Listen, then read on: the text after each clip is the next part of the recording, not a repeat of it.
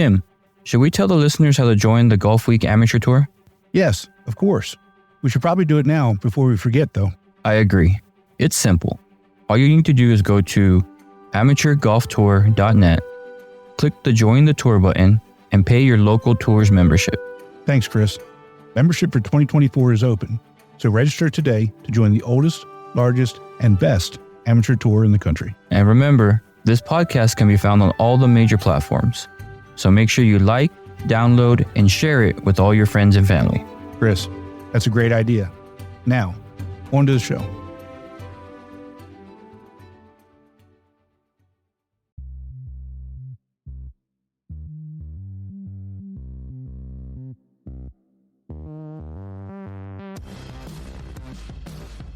Welcome to the Golf Week Amateur Tour, the podcast. We are your hosts, Tim Newman and Chris Rocha. As the oldest and largest amateur golf tour in the country, we put on individual stroke play golf tournaments that are handicapped by flights in 48 markets across the country. The Golf Week Amateur Tour, where amateurs play like pros.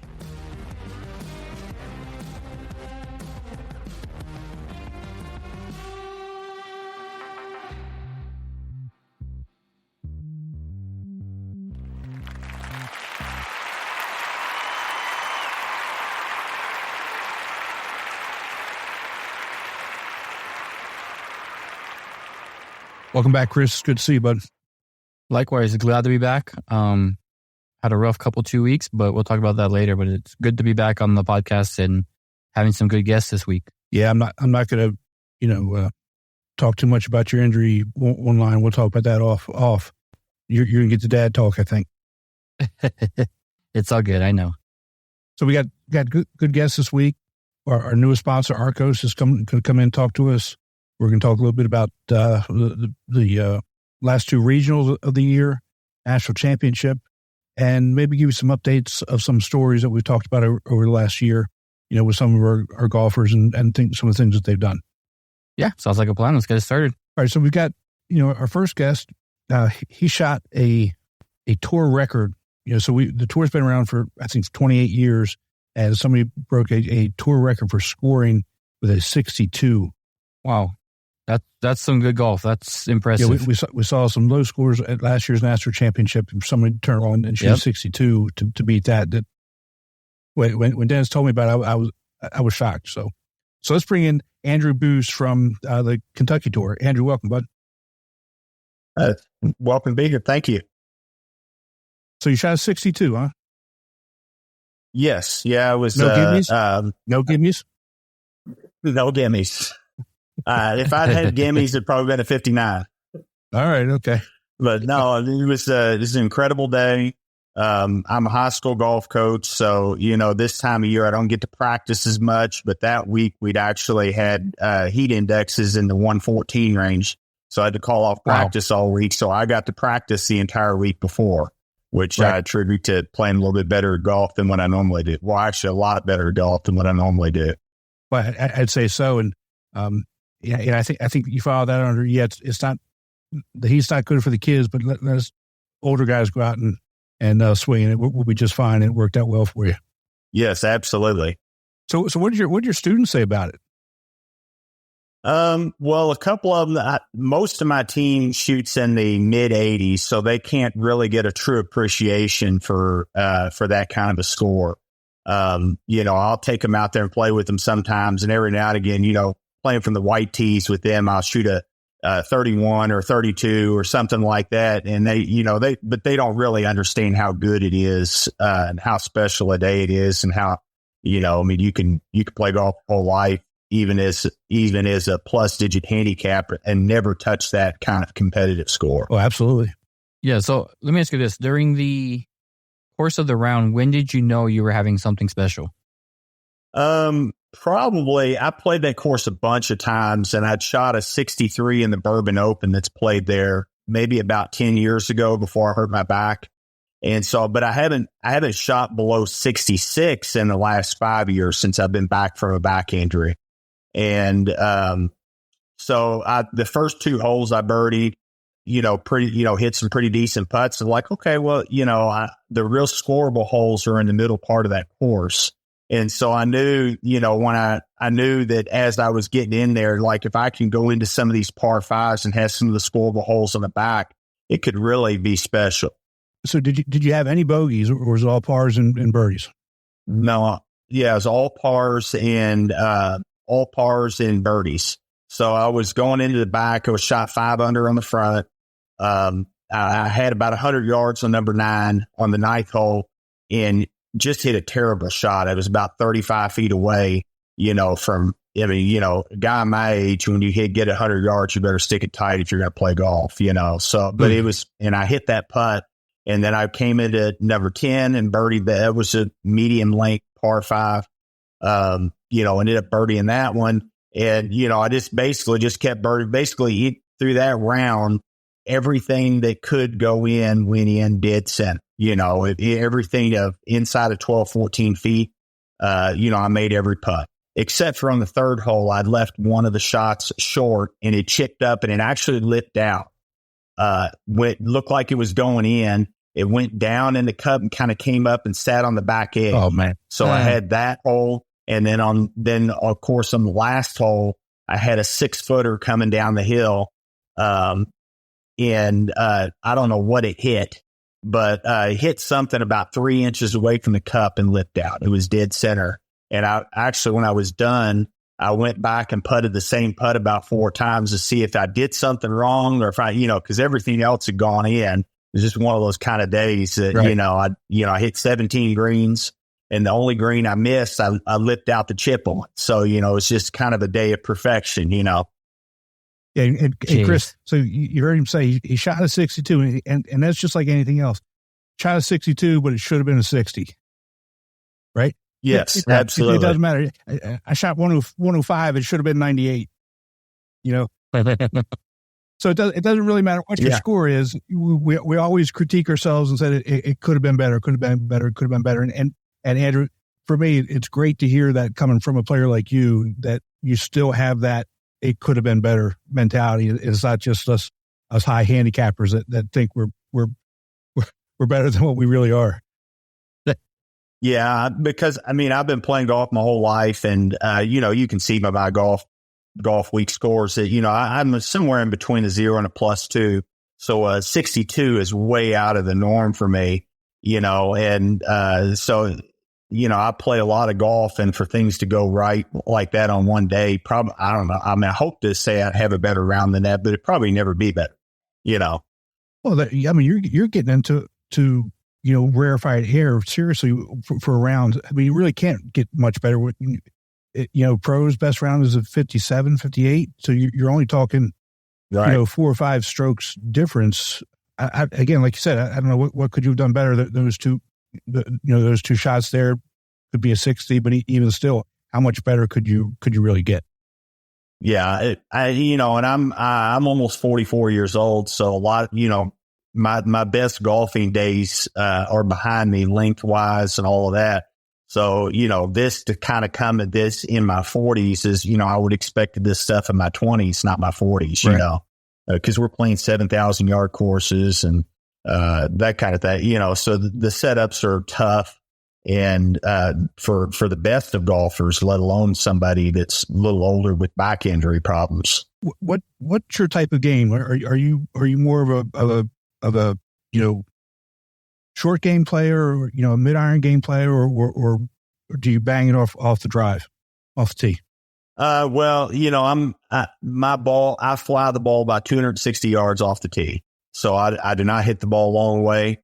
I usually I may have a couple penalty strokes throughout my entire season of playing golf. I don't lose golf balls. I don't hit the ball everywhere. I try to hit every fairway and hit every green, and then try to make some putts. And that's pretty much where my game falls in. Like on that day in particular, maybe I may have missed one fairway and I missed one green. The tournament I played after that, I missed one. I think I missed one fairway and one green. So I try to hit a ton of greens and hit a bunch of fairways, eliminate the penalty strokes. and just not try to make dumb errors, by slinging the ball everywhere. Right. And that's how I stay remotely competitive, especially with some of the really long players. Chris, does what he just said remind you of anybody else we've talked to recently? Oh yeah, everybody that's shot low scores on the champ flight. That's all they talk about. I mean, we try to do it, but us higher handicappers can't seem to get the concept of just getting it in the fairway to start. And we want to be the long hitters and be the longest drive out there. So I've been trying, and it's been paying off, but it's what they call boring golf at one point, and obviously it works. Obviously, yeah. So Andrew, then last week you turned around and shot another 69. Yes, yeah, it was. I was the thing that made me the most upset is I've really been working the last couple months about staying focused in golf rounds.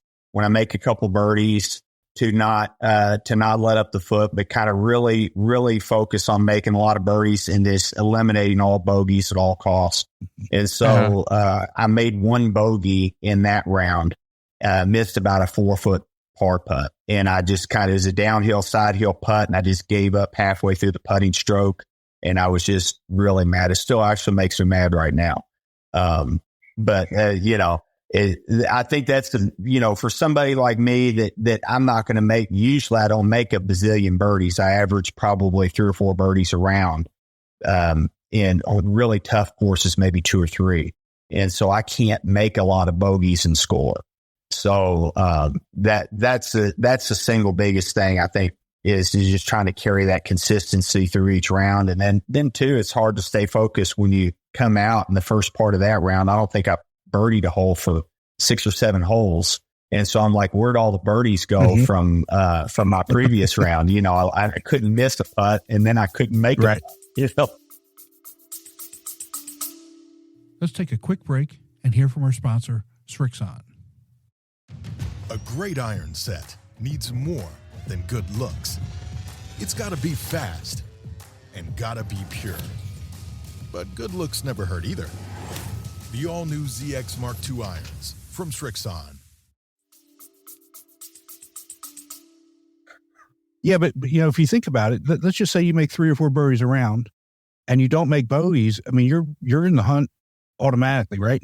If you make, yeah, absolutely. I mean, as long as if you're hitting fairways and hitting greens, say make a couple birdies, don't make a big number of bogey, and you're right there.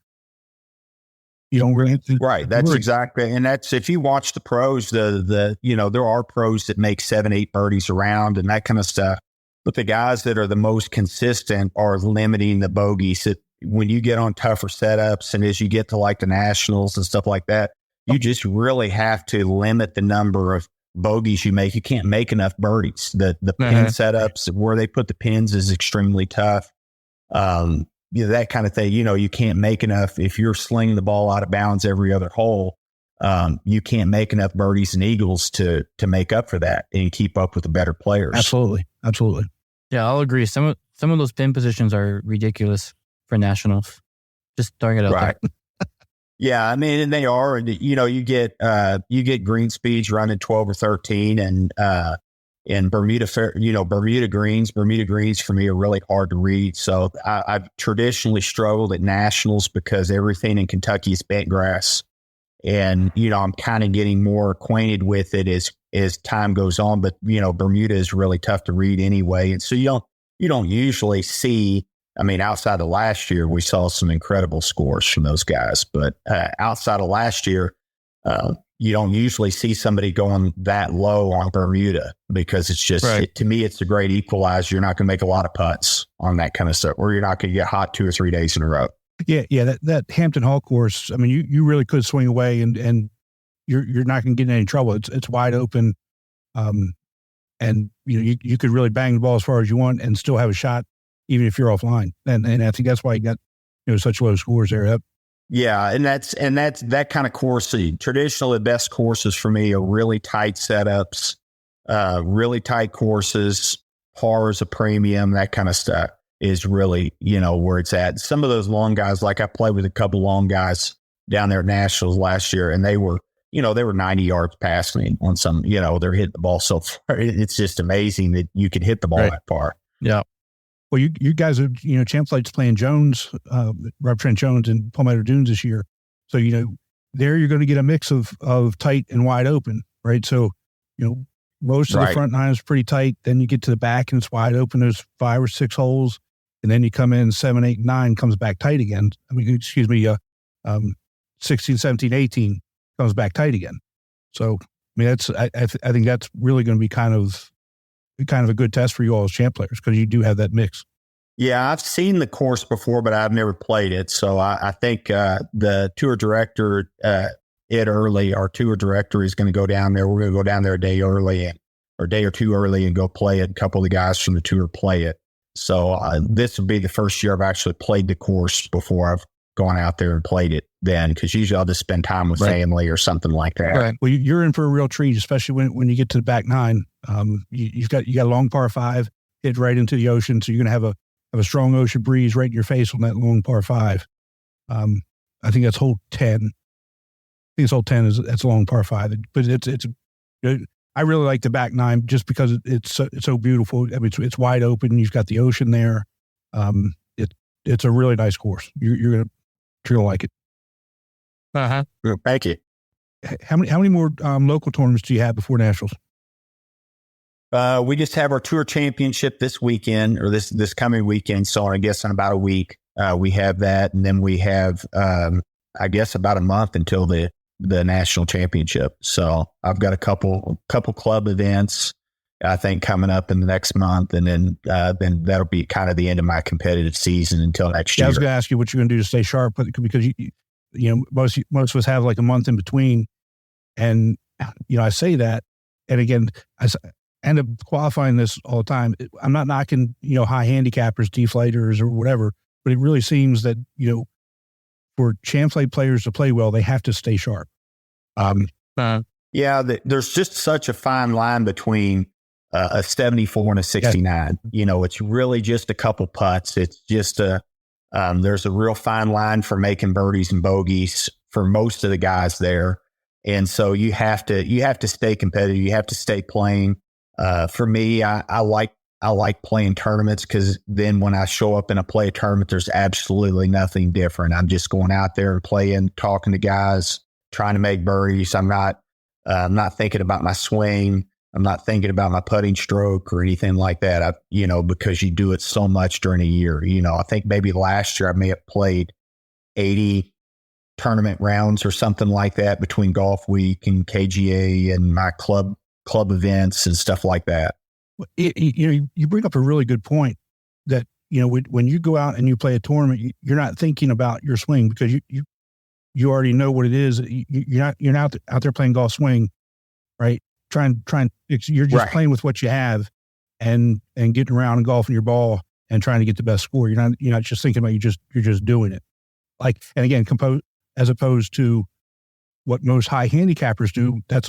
We spend all of our time thinking about what's going wrong and trying to fix it while we're playing golf, instead of just playing with the swing that we have today and trying to get the lowest score possible. That's right. Everything we do in golf is instinctual. So if you doing, like I heard I read a book years ago, and they said if you took a balance beam and you stuck it 6 inches off the ground, everybody that would just run across it and wouldn't be any big deal. You take it and put it 100 feet up in the air, and now we think it's this big thing, and it isn't. The task didn't change. Right. So it's the same in golf. We're just hitting a golf shot, and we're just hitting a golf ball. The circumstances of whether it's a national or it's a state tournament or it's the final putt to win a tournament, that's the only thing that changed. But the job of hitting the 3-footer or the job of hitting the fairway didn't change because we put water down each side. It's the exact same drive. And so you just have to simplify what we're doing out there. We're just hitting a golf ball down the thing. And some days it's going to be bad. Some days it's not. But just because you hit 10 balls down the fairway and you hit one in the woods doesn't mean you lost your golf swing. You just hit a bad shot. Right. You just go back to your basics of what, get back into your comfort zone and go hit the ball. I mean, because most people that will be watching this can go out there with their buddies and never miss a drive. And then they step out there in the tournament and then they can't find a driver. And that just if you think about it, it really doesn't make sense. Why is it any different? Right. We're just out there golf week. We're out there playing to have fun. We're out there, playing for a trophy and a gift card or whatever that is, but we're really out there amongst friends.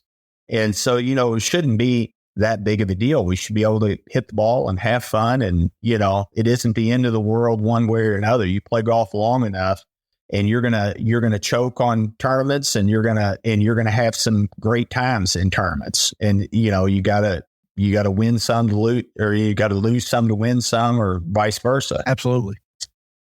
Completely agree. You can tell when you have those fun groups and those are memorable rounds. And then when you have the groups that are real quiet and serious, it's hard to kind of get into the game. So I completely agree with you. If you go out there and have fun first, your game will come around and maybe you will get a win or two. Right. Yeah. I mean, I've seen even on our local tour, one of the players was, I finished my round and went back and watched the A flight play. And this person hadn't missed a shot all day. And literally just completely fell apart on the last hole and lost the tournament. And I'd seen them play before. I'm like, the job, it's obvious that they just got out of that moment of what was going on and, got into the thing, just let that get the best of them. Well, thank you so much for joining us. I really do appreciate it. And I wish you the best at your last tournament and hope to see you down in Hilton Head. Thank you very much. It's nice to be with you guys. All right, bud. Take care. Thanks, Andrew. Chris, another great interview with a player. Andrew really kind of, gave high handicappers some really good advice on how to approach a round, which, with all the players that we've had on over the course of the year, he brought something up that was really kind of interesting in how people should really approach their rounds. Yeah, it was, we've talked about it before. We've noticed that a bunch of our real low handicap players that we've had on the podcast have said the same thing as far as just, get the ball in the fairway, get the ball in the green and have one or two putts and avoid the high bogeys. So it just goes to show that it does work. It's just a matter of, them high handicappers to kind of get that mindset and being able to follow that. Exactly. And I also like this comment about take back injuries seriously. Let's take a quick break and hear from our sponsor, Strixon. ZX Mark II drivers are for major players, major winners, major power. All new ZX Mark II drivers, only from Strixon.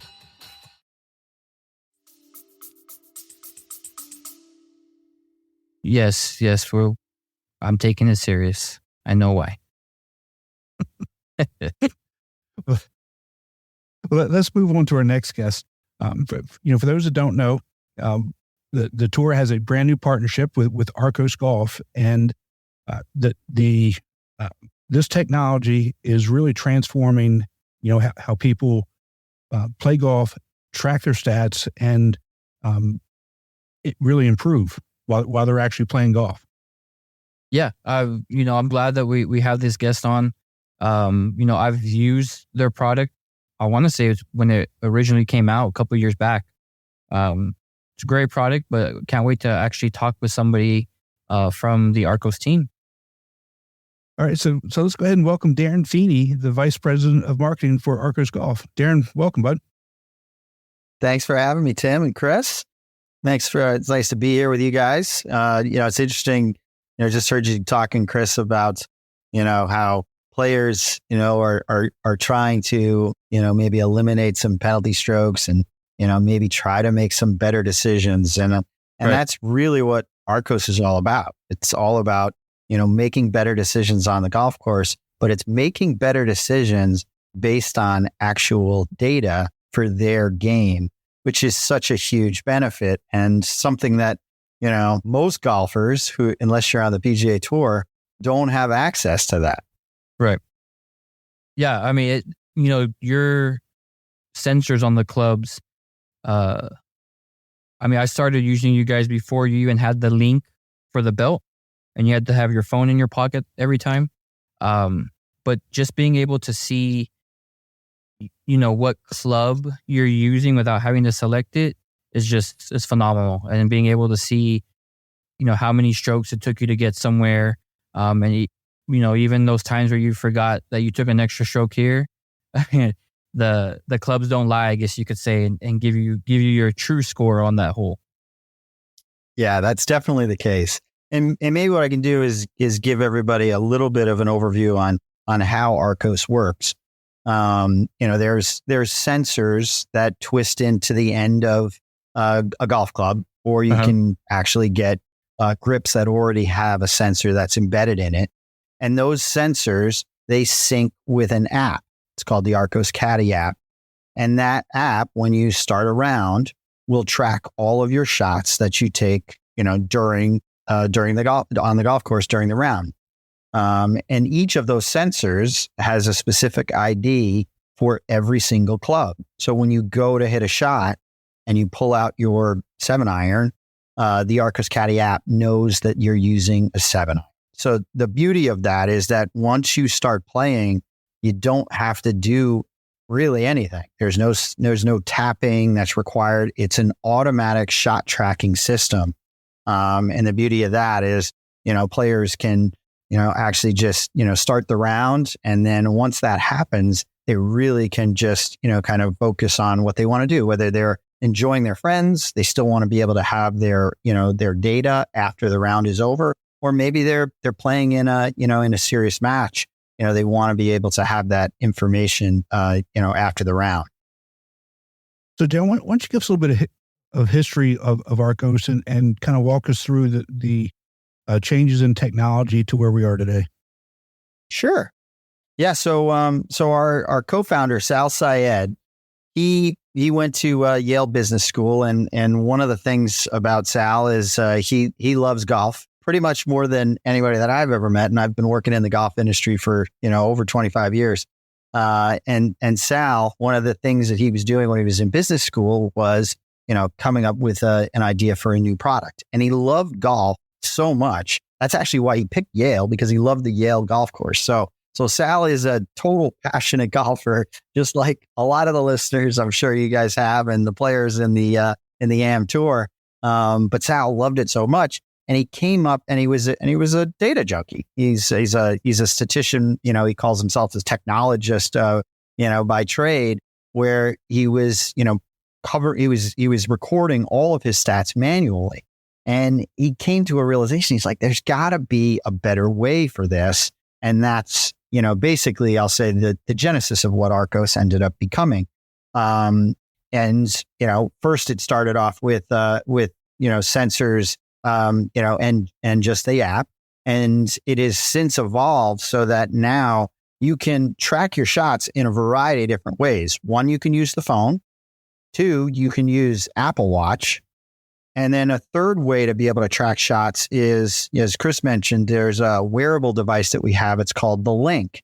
And any of those are ways that golfers can automatically track their shots. So, it's the genesis that's happened over the first product came out in 2015. So, we're basically at about 9 years right now. And I'll say the transformation of, the first shot being captured back then to where we are today in 2023, where now we have captured over 800 million shots. Oh my goodness. Which is pretty incredible if you think about that. And let's put that in perspective too. When you think about, other shot tracking systems, ShotLink, which is on the PGA Tour, a lot of players will think about that and say, oh yeah, I've heard about that.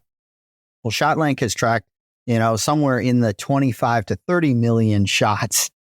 So when you compare that to 800 million, you'd be able to say like Arccos is without a doubt has the world's largest data set when it comes to on-course shot tracking. Wow. Yeah, there's a lot of shots that basically our team is bringing in every single day. Yeah, it's pretty cool to see. And like you said, on the app, it's picture like a GPS app that you're using now. It shows you where you hit it and where you hit your next shot from, and where that shot went, because you hit your next shot from the bunker, or wide left, wide right. So it shows basically your track of that hole on the app, which is pretty cool. Because then You get to see where are your mistakes and what you can do to fix them. Yeah, and I'll say that the real insight that ends up happening is once you start tracking your stats, that's really when the Arccos app kind of takes over, because we use machine learning and artificial intelligence to start personalizing insights for every single golfer's game. So you'll learn exactly how far you hit all of your clubs. And I think one of the big things that, players end up learning is, Chris, if I were to ask, a number of players who, potentially play on the amateur tour, how far they hit their, let's say their 7-iron, they may give you a number that says, I hit it 100 or about 175 yards. And that very well may be the case one time. But when you're looking at data over the course of many, many rounds of golf, the actual data would probably tell that golfer that they hit their 7-iron about 166 yards. So what happens is the majority of players end up being short most of the time on their approach shots, because they go back to what we call cognitive bias, which is, they remember those, that one time where they flushed it, or, maybe they had a little wind behind them, and that becomes the number that they end up thinking that's how far they hit that club. That's true for most amateurs, but especially the mid to high handicappers. We think that we hit the ball farther than we do. And like you said, we always end up short. We drop it in the water, or we miss the green, miss the par 3 green, and now we got to chip up and end up with bogey. If we just grab the right club, maybe we're on. Yeah. And I think that's when we ask, golfers about Arccos, and they start saying, okay, well, what are the most, valuable features? And I'll go through all of the features. Obviously, we talked about automatic shot tracking, understanding your club distances. We call that smart club distances. Then we also have an AI rangefinder that would be in the round of golf. Players can actually use this AI rangefinder, which adjusts in real time based on the environmental, kind of conditions that a player's having. So say they're playing up in Colorado above sea level, the Arccos Caddy, rangefinder will automatically adjust for those yardages, and they'll start giving a club recommendation based on those differences. Also adjust based on the wind or the temperature. So there's a lot of things that can end up, adjusting that. And it quickly gives the player the answer. So that's the rangefinder. Then we also have AI caddy advice. So as you play a number of rounds of golf, you get to, right now it's 90 holes. That may change in the future as the technology continues to improve. But once that happens, the system really learns a player's game. So every shot that you step up to, you can ask for caddy advice, and the caddy will end up providing you with a recommendation based on your data to determine exactly the lowest possible shots to finish the hole. So it'll give you a recommendation on which club you should hit on every single shot. And then the last feature, which we think is one of the most valuable features for all golfers, but especially better players, is strokes gained analytics. And what we do is we start digging into strokes gained for the entire player's game. So their overall game, we'll start, simplifying something like that, which, some golfers may say, strokes gained, it's a bit much. I don't think I'm not good enough. I don't really understand it. But what we end up doing is we simplify it for them. So we'll give them strokes gained data on their overall game, and then we'll break it down into the different game facets for driving, approach, short game, and putting. And you'll get your top insights on things that you need to work on. So when we think about kind of the opportunity for players to improve, they really, they want to know, what should I work on? And what the Arccos app will do is it will identify the top 3 things that you can work on that will give you the biggest impact to lower your scores and your handicap. And it definitely works, because the average improvement that we have for players that use Arccos in the first year, they'll play up to 10 rounds of golf, is almost 6 strokes of improvement. It's 5.71 strokes improvement. So that's a pretty big number for, players to start using the system. So let me just make sure I'm understanding what you just said. So if a player plays 10 rounds a year, just 10 rounds a year, they're improving by 6 strokes. On average, Wow. right? So now, if you've got a single-digit handicap player, they're not going to drop 6 strokes off their game. But in totality, when you look at the system across all of the handicap ranges, if you're a 0 to 5 handicap, on average, those players are dropping a stroke off of their handicap. And then as you get higher up the handicaps, the numbers are even higher. So some players who are, over a 20 or 25 handicap, they're losing, more than 6 or 7 shots around. But in totality, all of the players that use the system, on average, drop almost 6 strokes off their handicap. That's an incredible number. And I think that right there, I mean, I'm blown away by that. Chris, just think about, the guys that play on tour. So on our tour, our guys are avid golfers. So they're playing, anywhere between 8 and 15 competitive rounds with us a year, on top of whatever they're playing, at their local clubs with their buddies, what have you.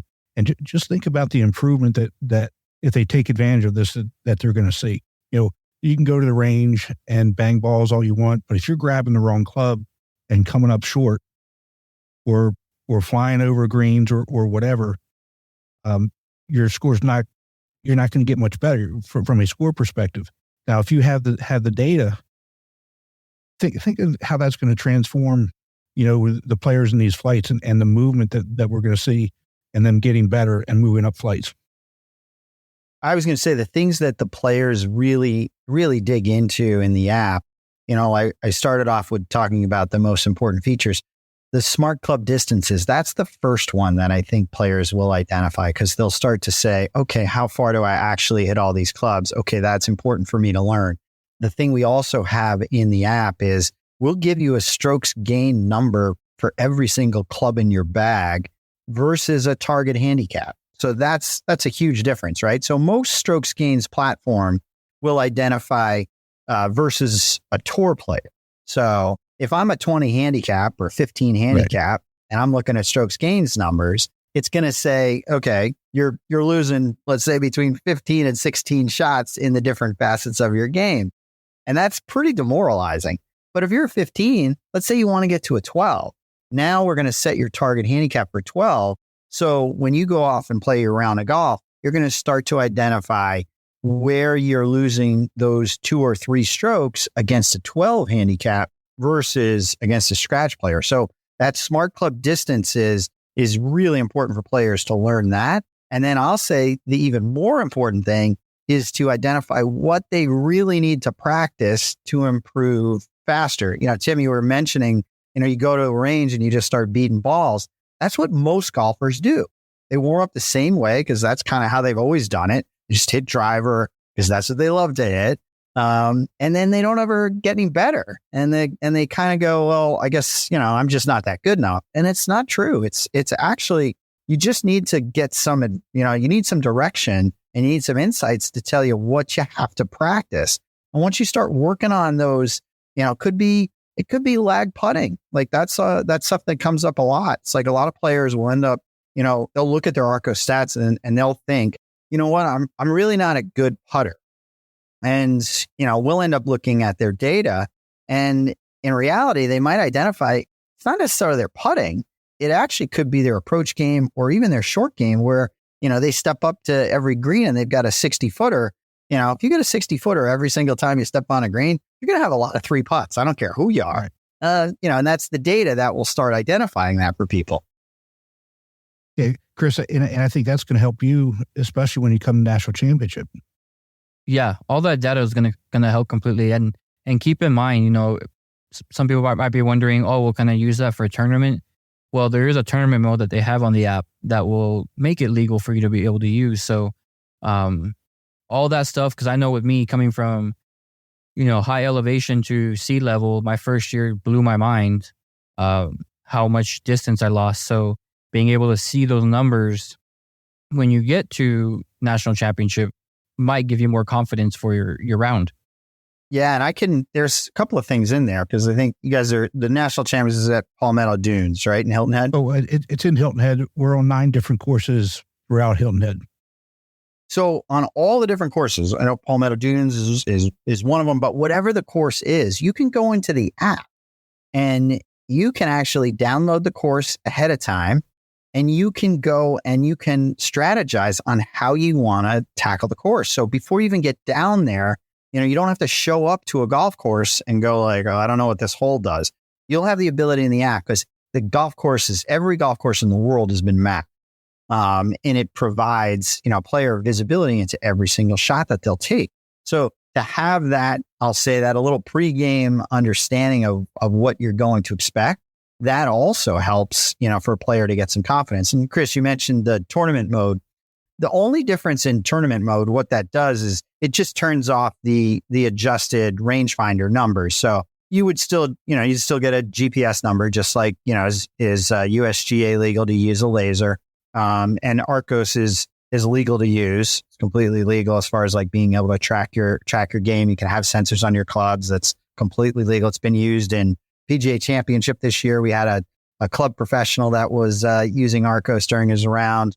They've been used now in the Japan Senior Tour by a winner there. They've been used in the U.S.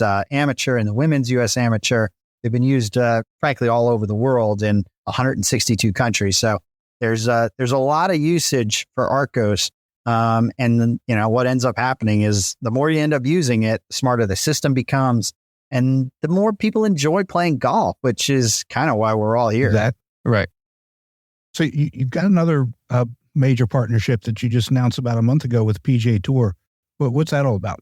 Yeah, so we're very excited. Our company went through a fundraise over the last number of months, and we recently just closed it, and it was headlined with an investment from the PGA Tour as well as Ping, TaylorMade, Cobra, and a host of other brands. So there's it's Callaway was another one. Just getting the industry to get behind, I'll say game tracking is a pretty powerful statement. As you start trying to understand, well, what's the future of the game, and we believe that data and tracking is a very important component of that, and specifically the PGA Tour. It's arguably the most well-known name in the game, and certainly one that holds a lot of clout. And for us to be associated with the tour, will now be known as the official game tracker of the PGA Tour. Which, provides, a clear path as to what the tour believes is the future of the game. I don't know. To me, it just seems natural when you talk about tracking and look at some of the other businesses that have come up, like Topgolf or the shot tracker at driving ranges. I don't know how accurate a lot of those things are, but when you go to those places and you look at those numbers, it's one of those things that kind of get you all fired and amped up. Oh, look, I just hit that ball, 280 yards. And maybe you did, maybe you didn't, but it's that number or that feeling that you did that gets people excited and coming back. Yeah, definitely. I think, that's a lot of things we end up hearing from our members. We have hundreds of thousands of members, and, we'll get stories where they'll start, sharing a screen of a round they just played, and they'll talk about kind of this, an incredible, maybe it was a bucket list course, could have been one of the courses out in Bandon or Pinehurst or, St. Andrews over in Scotland. And they birdied a hole, or, they eagled a hole, or they hit a really incredible, recovery shot, and they have a visual reference and memory of that shot that took place. And that's one of those things where you think about, why does everybody play golf? They play golf for the competition. They play golf for the camaraderie. They play golf for the experience. And when you have those types of memories, it brings you back to the game. And, it certainly gives you a reason to, want to continue to play. Absolutely. So also talk about the partnership with Golf Week Amateur Tour and what are the benefits for tour members. Yeah, we're really excited about that. Certainly as the national championship is coming up, players are going to have access to Arccos, and what we are offering is they can get free sensors and a free trial, and they can also get 50% off of our Link wearable device. They just have to pay shipping and handling for the sensors themselves, and they'll get a 45-day trial to the Arccos Caddy platform that includes all the information we talked about in the app.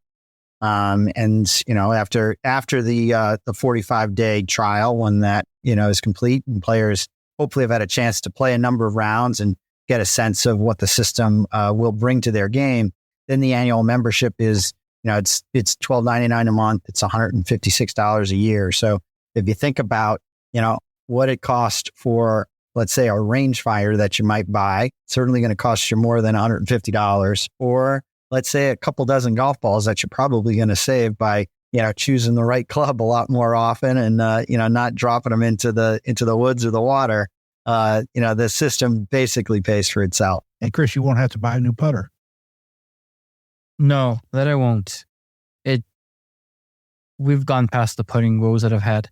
But just in case anybody was going to look it up, 45 days from now, when we release this podcast, going to get you through national championship. So everything we've been talking about, you're going to be able to try and see how much it's going to benefit you moving forward and getting you into a better flight, maybe actually winning some events in your current flight. Who knows what could happen? But coming from somebody that uses the product, it gives more than what we can really talk about over this podcast. So, Darren, thank you so much for taking some time to join us. Are you going to make the trip to Hilton Head for national championship? Yeah, I think we're going to have somebody for our team that's going to be down there. So we're really excited for that. So certainly, it's going to be a great time for you guys. I know there's a lot of players that'll be making the trip down, and hopefully they're going to have some great times. And I know at the end of the week, you guys will be crowning some national champs, and we're hoping that they'll be utilizing Arccos technology to help them get some insights and, we'll say, an advantage over some of their competitors. So we're excited about the partnership that we have with you guys, and we definitely feel like there's a lot of new things that are in the works from an Arccos standpoint. There's improvements into the Arccos technology and the app. We're constantly updating, the app itself.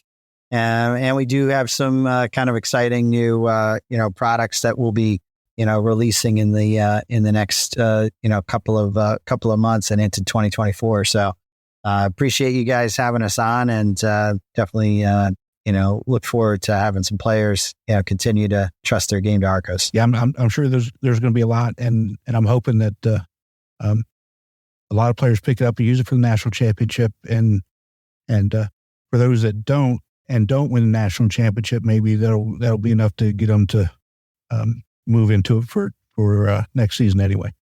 That's great. All right, Darren. Again, thanks so much for taking some time with us. I really do appreciate it, and look forward to talking to you soon. Thanks, Tim. Thanks, Chris.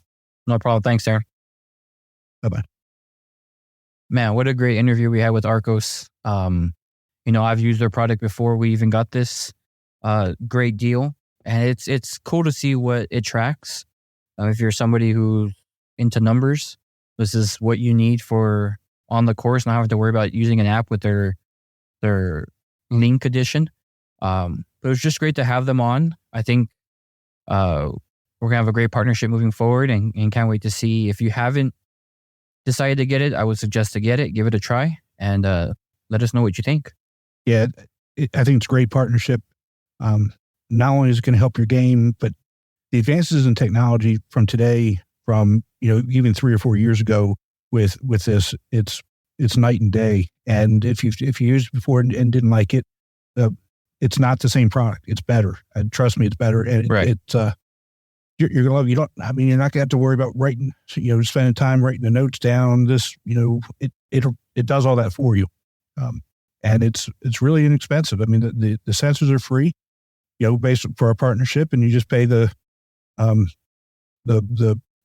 shipping, and the monthly membership for the access to the data. Yeah. Again, with this, you also get that free trial. So definitely, for just the amount of shipping these sensors to you, you get to try it for free for a couple of days. I think it's 30, 45 days. And then if you like it, you just continue using it. But it does give you all the stats that I bet you're writing on your scorecard or on another app. It gives it to you as you're just swinging the club, which is great.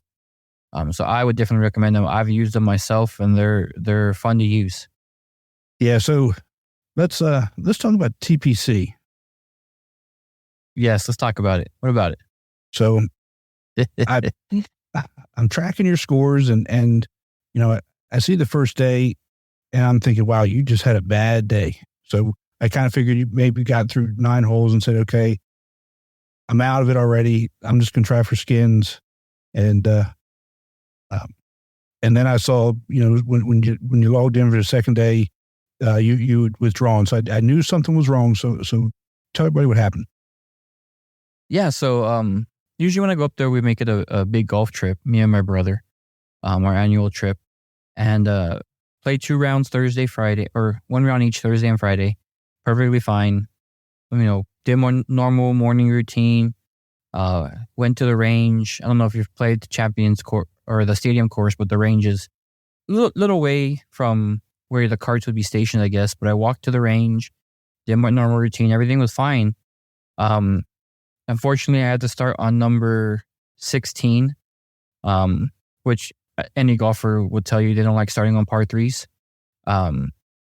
Started there, pull, 9-iron in, pulled my shot, and I felt my back tighten up. And went over there, tried to chip, got on the green, but when I tried to putt, I couldn't even stand up to putt. It hurt that bad. I've had this happen once before, and after the first day, after like 3 or 4 holes, the pain went away and ended up winning that tournament by like 6 or 7 strokes. So I figured, let's try it again. Maybe I'll get lucky this time. But as I kept swinging, it kept getting worse and worse and worse. And I think it was my 5th or 6th hole, I finally sent Gabe a text with a little emoji waving a white flag. And he came and got me, and that's all she wrote. Got home, basically stayed in bed for about 3 days, and now I'm feeling a lot better. Able to walk normal, move, still a little tender when you try to pick something up. But yeah, that was my 2023 TPC moment. So if that's the case, why, when I logged into Live Score on Saturday, did I see Chris Roca's name on the live leaderboard? It's what I'm not understanding here, because hold on, because you and I talked about it, right? Through text. You and I talked about it through text, and I thought the whole idea was you weren't going to play. You were going to wait till your local finals, and then I log on and I see these scores showing up, and I said, it can't possibly be the Chris Roca I know. Yeah, I mean, it was weird because from one day to the next, it felt from maybe 30% to about 95%. And the reason I knew that was I literally jumped out of my bed to turn off my alarm so I wouldn't wake up my kids at 6 a.m, because then my wife would have chewed me out for that. And it came down to a game time decision. Went ahead and said, let's see what happens. And really no pain. But when I started feeling just slight little bit I was like, no, that's enough. I'm not going to risk it anymore. So I tried. I was really hopeful, but like the conversation we had with Andrew, I'm the type that real stubborn and just wants to get back out there and swing the sticks. And I need to look at the long picture as opposed to the short picture. Yeah. I mean, which then stings because the guy who won is the guy I'm chasing for points. So it's going to come down to the last tour final to determine, even if I get to play, to determine who wins. Well, I would rather have you not win the points championship and be ready to play national championship then I'll be ready. I'll be ready. We'll make it work. It's I'm telling you, it's flying a whole lot better. Going to see what the X-rays show. I don't think it's going to have any bad news, and then we'll go from there. Yeah, I don't want you to be Andrew or my buddy Joey Side and not be able to play for 3 or 4 years. Oh yeah, a lot of people have been telling me that. I mean, we've had Gabe on the podcast numerous times, and he's had back issues, so he was kind of being my father figure out there and scolding me for even trying to do 5 holes because he was out for I think 2 years. So trust me, a lot of people have been scolding me and trying to give me tips and advice, but the clubs are going to collect dust for a little while, and that's okay. Put it that way. It's okay. I'll just go clean them and pretend like I was able to get ready for an event. Well, let's talk about the winners at TPC. Yeah, definitely. I mean, it was fireworks. I think for most of the flights, it came down to the wire. But in champ flight, Mr. Corbin Holt from Alabama took it by 3 strokes. But day 2 shot a 67, take the victory. Yeah, we talked about Corbin a couple times on the podcast, and Corbin's a stick, man. He can play, and when we obviously was watching the leaderboard, and Jen said, "Man, Corbin's not having a good day after day 1." And I said, "What did he shoot?" She said 74, and I said, "Yep, don't worry. 74. Number one, 74 is a good score on the Champions course, and right, Corbin's going to be just fine." And obviously he followed that up with 67 on Sunday. 67 doesn't really matter. Doesn't really matter where you play is a good score. But 67 on the same course, that's a really good score. Oh yeah, and I saw their tee boxes. They weren't easy tee boxes. I'll tell you, the holes that I did see for at least putting, were in some tough pin positions. Tough. I mean, that hole 16 was in the back left corner, where when the pros try, they're either going center, and if they try and go for that flag, they're rolling through. So, guarantee you, in my group, when we all would have been booed. So who knows how they hit that 16. So then we got A flight. You got Bill McKeegan from Arizona. He shot 69 on Saturday in the first round. Followed that up with a 73 on Sunday for a 1-stroke victory over Jason Scolari from Arizona. And my guess is they battle back and forth on a regular basis. Oh yeah, they're usually up there up top, and I know we were one that were looking at those two and Kurt Bresner, also from Arizona, because them three are battling week in and week out for the points race, for victories, things like that. So that's a good matchup, those top three, and Bubba from Mississippi out there finishing up that foursome. Yeah. So just on a side note, and I know Kurt from his days when he was in Chicago. So it's good to see him up there on the leaderboard. Yeah, it was a good showing out there for them. Now we move on to my flight.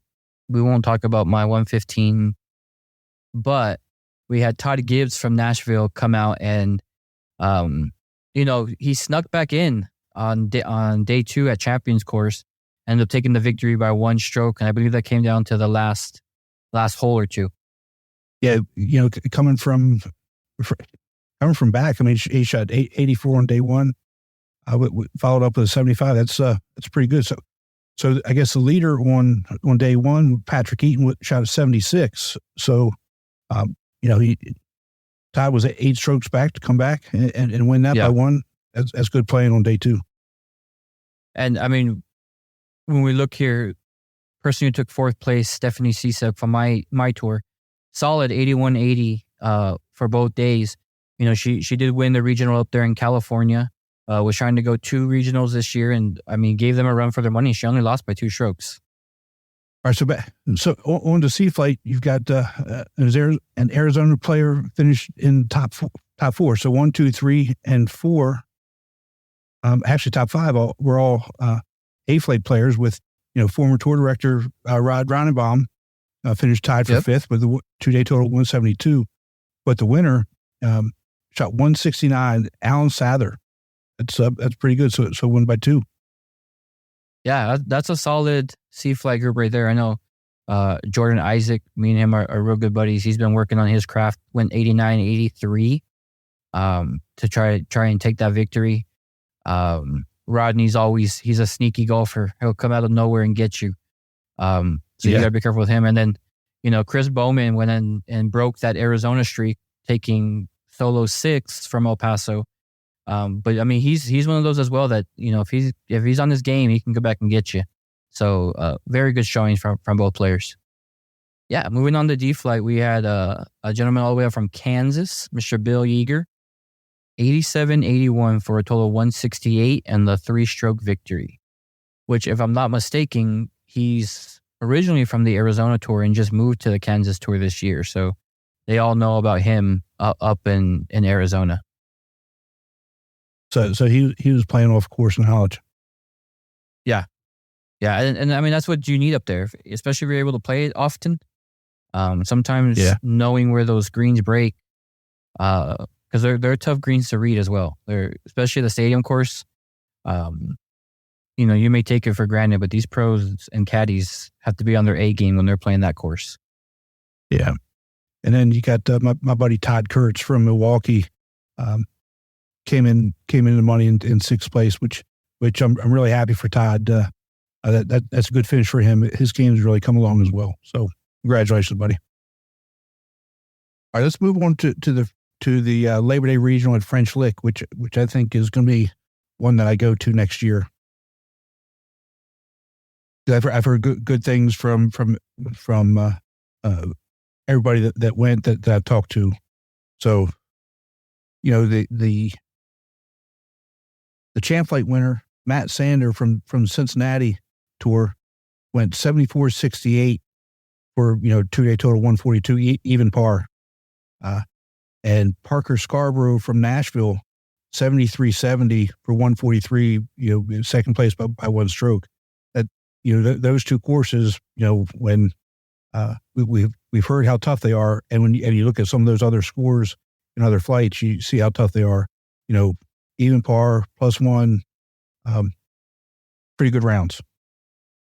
Yeah, definitely. And I mean, you can see the pattern we had with that in TPC. Round 2 took both of our winners having to shoot in the 60s in order to get those victories. So plenty of good golf that was played both days.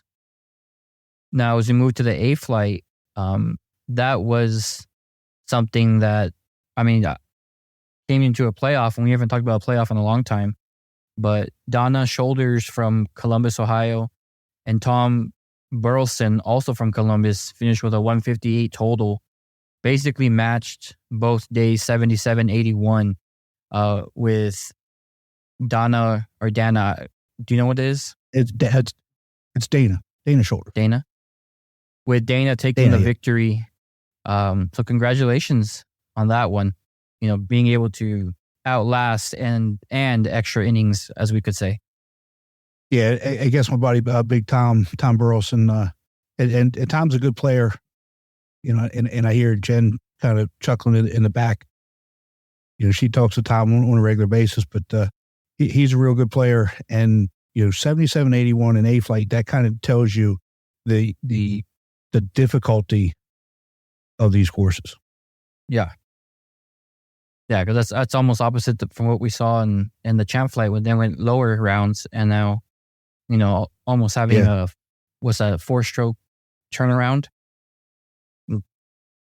Crazy golf to be seen there. Yeah, and it's, I think we need to go. I keep saying this, and I know it's probably not going to happen because of the TPC one, but I think we need to get out there. But on to the B flight. We have the Cincinnati Dayton Tour Director Tyler Hudson won the B flight, so congratulations to him. Went 78-88. Okay, 78-88 for 2 day of total 166. And he won by 1 stroke over Harlan van der Sar from Indianapolis, who went 82-85 for second place. Yeah, that's squeaking out a victory right there. going 88 second day. You know, you're having to fight to keep that lead, and luckily he was able to complete it. Yeah, I mean that's good on him to be able to hang on, but as you look through, the scores, it looks like 85 in the B flight was low round second day. 85. Wow. So again, it's pretty tough, of course. Yeah, because typically that's a mediocre to bad day for the B fighters. So to be able to have that low round and almost get into a playoff is shows, like you said, how difficult it was. Exactly. Now, as we move to C flight, we're going to kind of see the same thing that we've been talking about, but Jay Williams from Arkansas took the victory 82-92 to win by 4 strokes over J.D. Henry from Indiana, Western Kentucky. Yeah, 92. So it looks like 89 may have been the low round of the day. Yep. Yeah, we'll go out and watch. I don't know if I want to play.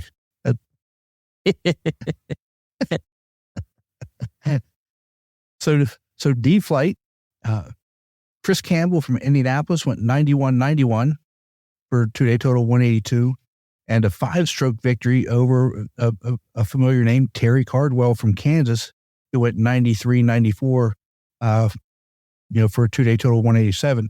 And if you remember when we had Terry on, earlier in the year, he said he wanted to be known as the Jeff Long of the D flight, and one of his goals was to win a regional. He came really close.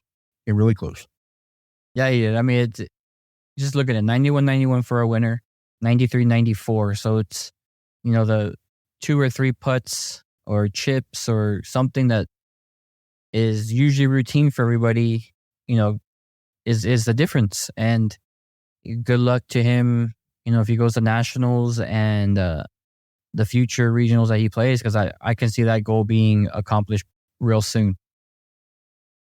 Yeah.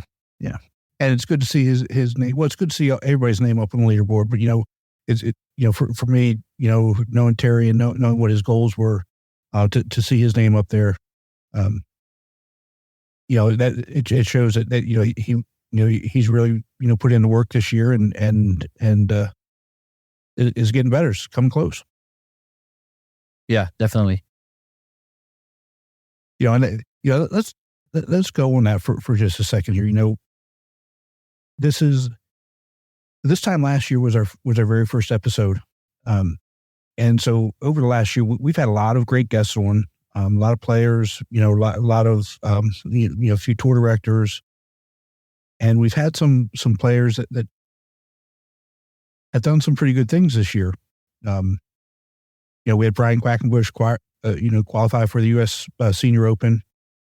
Then we have Joe Jaspers, qualified for the U.S. Senior Am, and we haven't really talked about how he did.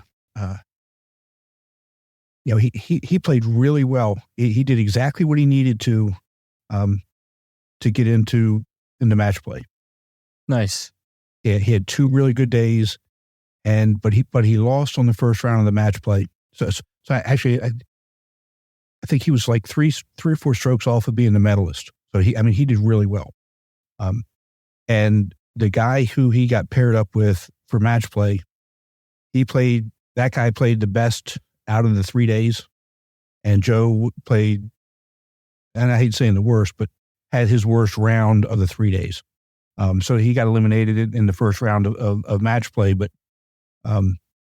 again, real successful tournament for him, because less than half the field makes it into match play. It's like you said, the tough part is actually qualifying, and he was a medalist in qualifying, so he did really well, and congratulations to him for that. Yeah, that's an awesome accomplishment to be able to make it that far. We hear his name all the time at nationals, so not surprised to see him be able to do what he was able to do. And I'm pretty sure he'll be back there again to give it another shot. Yeah, I'm sure. We just talked about Terry Cardwell, and we had David King from the Kansas Tour on, a month or so back, where he had his lowest round of his life. So we had David King on after his win at the Midwest Regional, and he was feeling real good. And he was moving up the ranks in the C flight, and he actually got bumped to the B flight. Yeah, I've actually heard.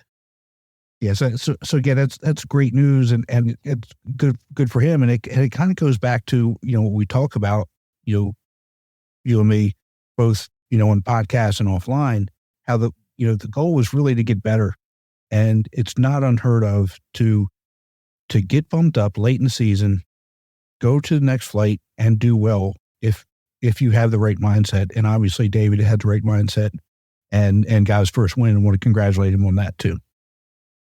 Yeah, and it's tough to get moved up and win your next event.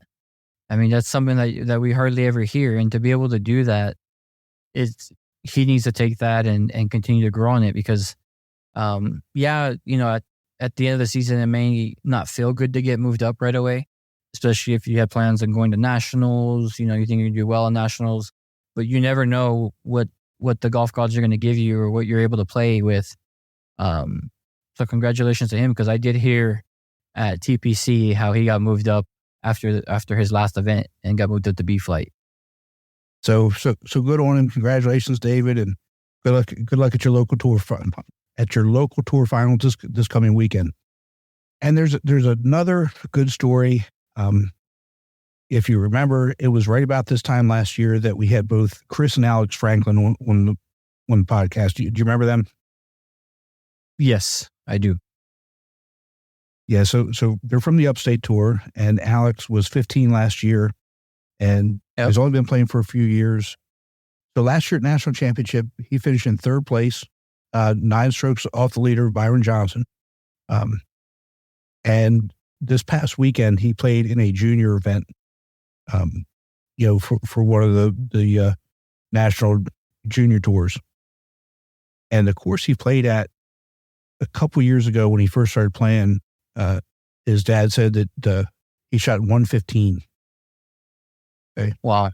And this past weekend, he shot back-to-back even par 72. So he went 72-72 as a 16-year-old, and they were playing close to 6,700 yards. He finished in third place.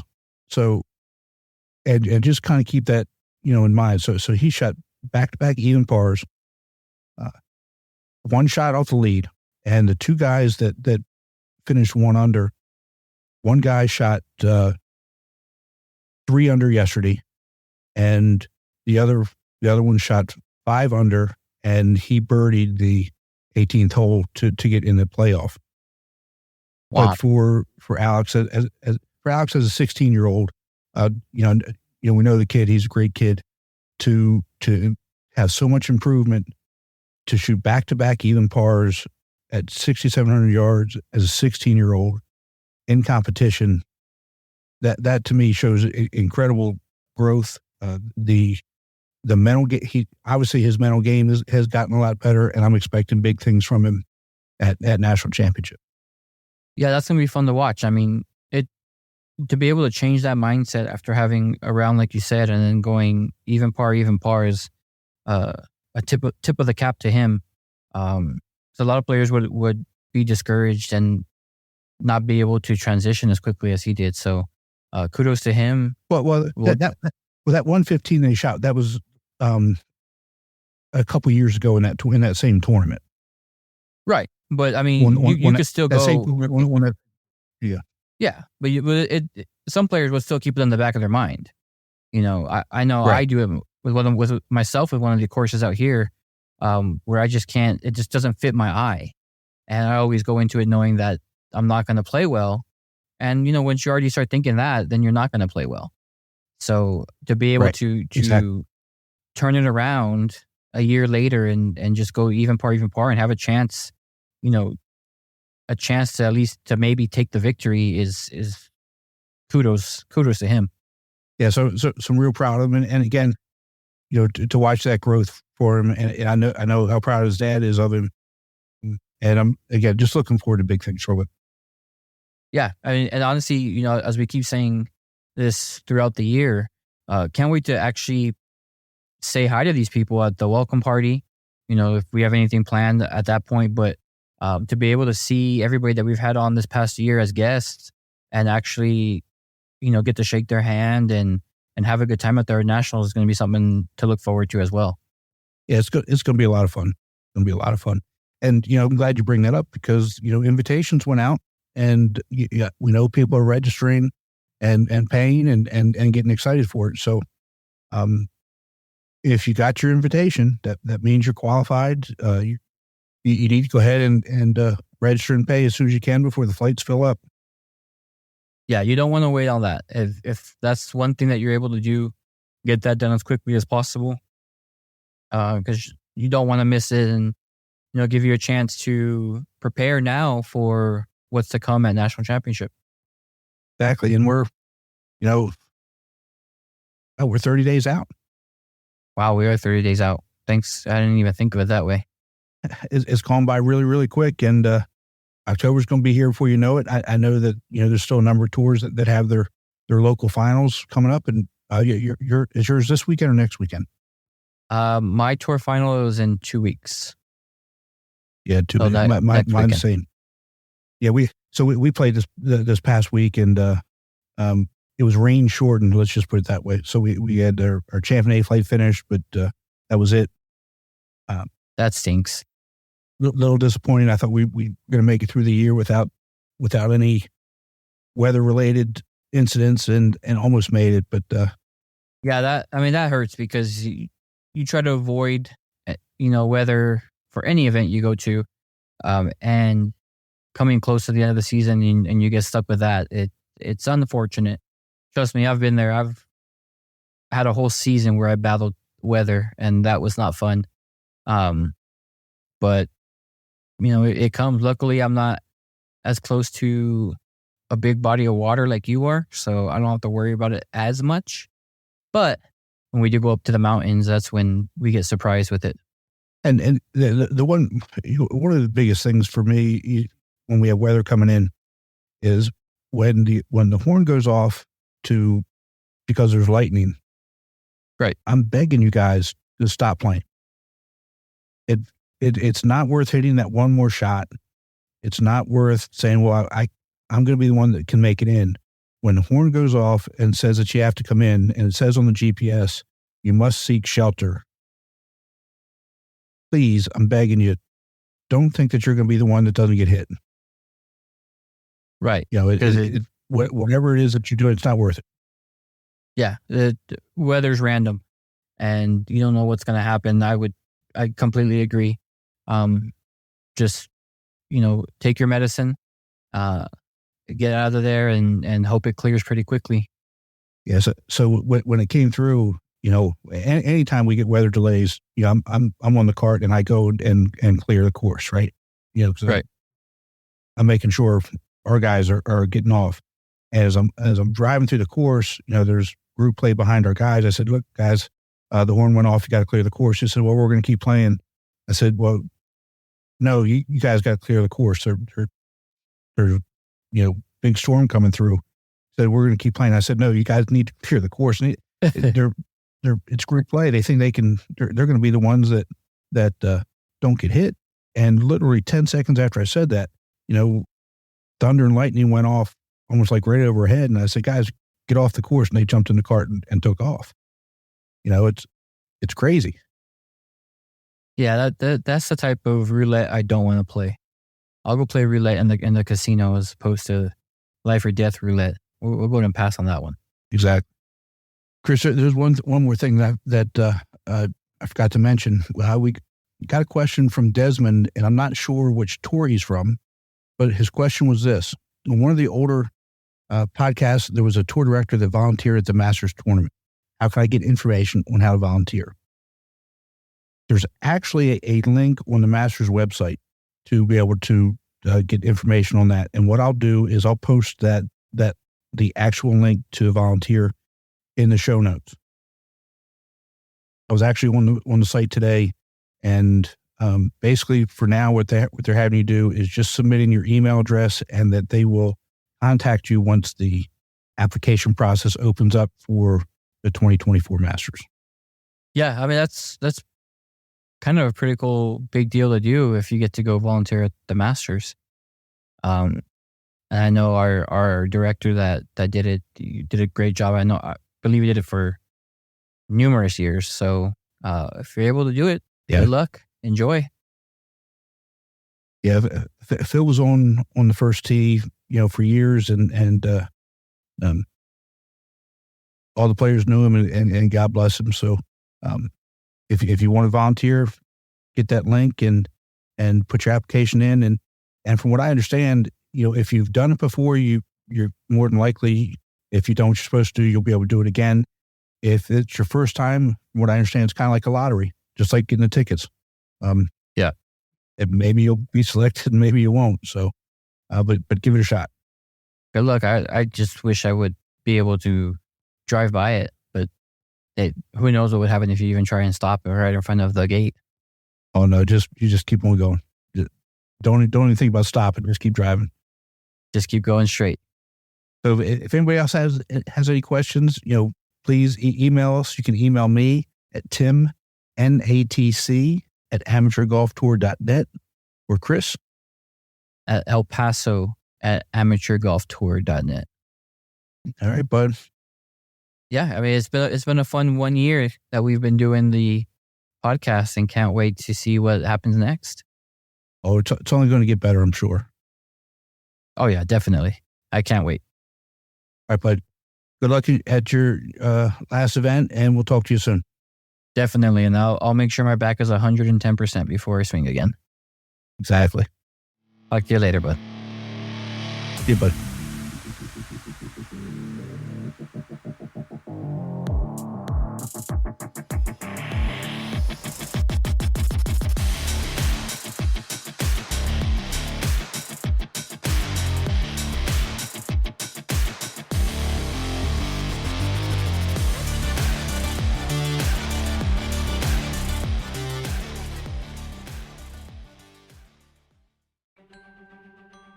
Chris, we didn't do it again. What didn't we do? We didn't say how to join the tour. That's right. It's simple. All you need to do is go to amateurgolftour.net, click the Join the Tour button, and pay your local tour's membership. Thanks, Chris. Membership for 2024 is open, so register today to join the oldest, largest, and best amateur tour in the country.